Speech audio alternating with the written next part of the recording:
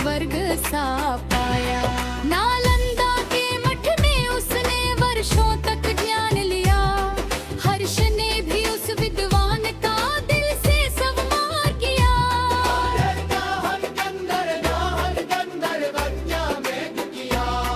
लिखा उसने सीयूकी में हर्ष की उदारता का हाल। कैसा था वो अनुशासन और कैसा था वो खुशहाल कामी। शस्त्रों के साथ हर्ष के हाथ में कलम की भी ताकत थी।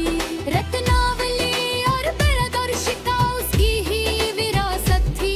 नागानंद के नाटक में उसने त्याग का पाठ गाया।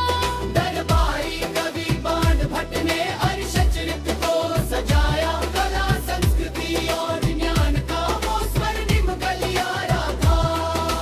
प्राचीन भारत का हर्ष ही सबसे चमकता सितारा था। या हर कंडल गन्या में बजता क्या था। उनका सब कुछ त्याग कर वो सर्वस्व दान करता। प्रजा के सुख की खातिर वो खाली हाथ घर मुड़ता।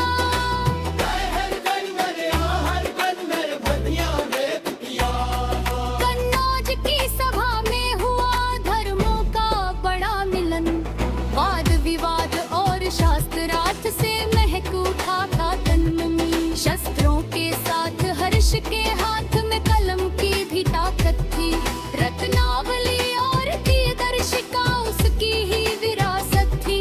नागानंद के नाटक में उसने त्याग का पाठ पढ़ाया। दरबारी कवि बाण भट्ट ने हर्षचरित को सजाया। कला संस्कृति और ज्ञान का वो स्वर्णिम गलियारा था। प्राचीन भारत का हर्ष ही सबसे चमकता सितारा पा।